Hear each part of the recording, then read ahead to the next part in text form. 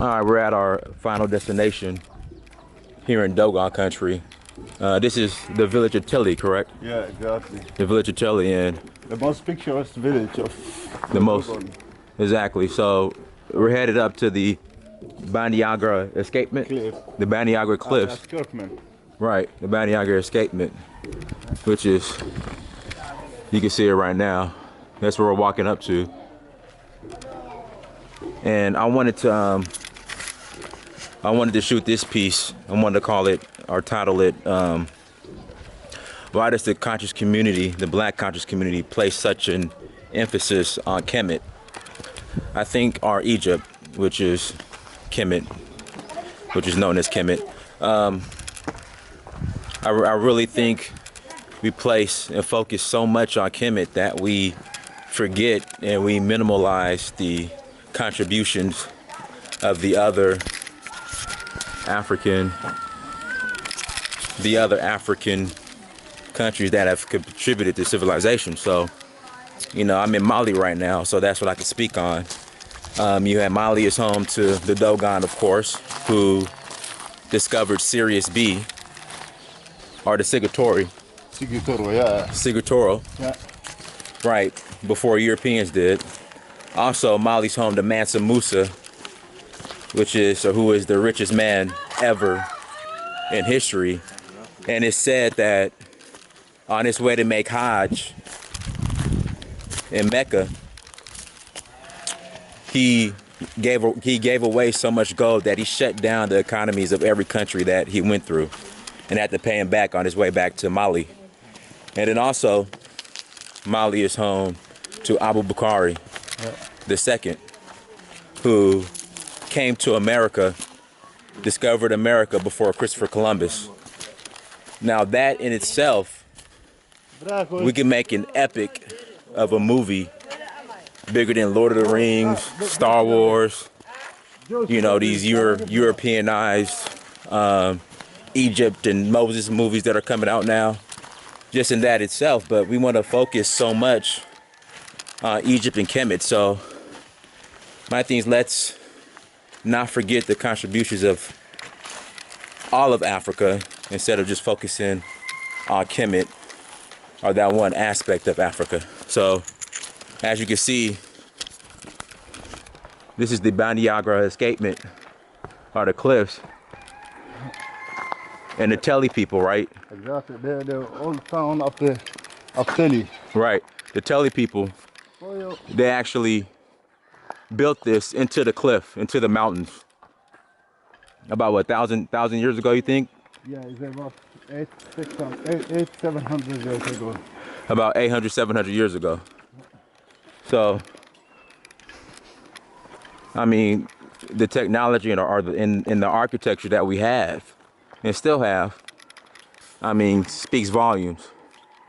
So, like I said, we have to quit focusing so much on Kemet and remember that Africa is not just Kemet, it's a whole continent. And each country has contributed a great deal to civilization. So that's all I had to say on that. I'm gonna enjoy my hike. We've been hiking all day up the cliff. I've had an excellent time in Dogon country. I mean, if you guys get the opportunity to, please come to Dogon country. It's beautiful. I mean, it's nothing like it, as you can see. Also, check out all the videos that I took while in Dogon country, as far as the hiking, sitting down with the Hogan, the elders, you know, the max dance. I mean, it's a whole nother world out here. That's why I think we're cutting ourselves short by just focusing so much on Kemet,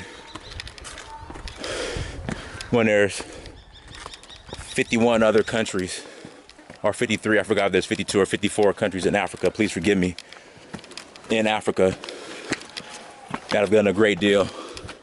And like I said, just speaking on Mali, Abu Bakr II, who discovered America before Columbus.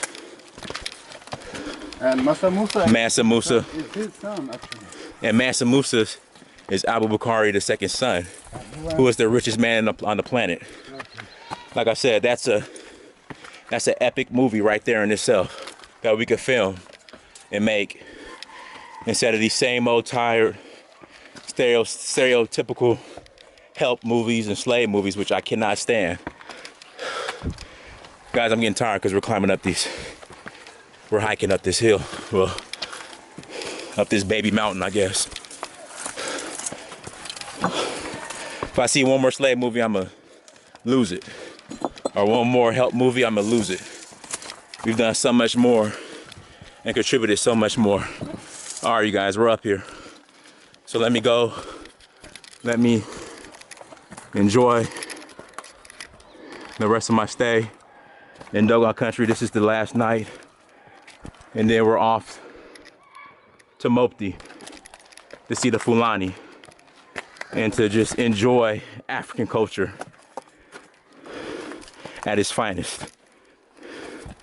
All right, I'll see you guys later. Well, hold on, let's get up a little closer and let Mikhail tell you guys a little bit about the actual structures up here. Yeah, it's tiring, I know. We've been doing this all day. All day. Yes, so that's Mr. Amono, your Dogon name, right? Yes. And as Mr. Amono said that we are on the cliff on the escarpment of Manjagara, and right now we are in the village called Teli, and this village has been set up around the end of 12th century to the 13th century. And when they get here, instead of staying at the bottom of the escarpment where you see the new village right now, they stay up here where we are right now. And then they stay here because of the security, they stay here because of the view, they stay here because of the protection, because when they get here there was other people who tried to come and then take them away from their place. So there was no structure. People just come, and if they can push this guy to his place to set it up, they would do it. So because of that reason, they stay, to be safe, they stay high up here, and they used to go down to do their field work at the bottom of the escarpment, and they bring everything back here and to put in that greenery which you are seeing right now. At the bottom you have the greenery for the Dogon people, and on top you can see the construction of the Telem people who were the pre-Dogons. So then, just for the reason of having easiest life, as they know that there is a security, everybody moved to the new village now. But the last woman who was lived in this place, she passed away at 1992. So that means it's recent that they left this place.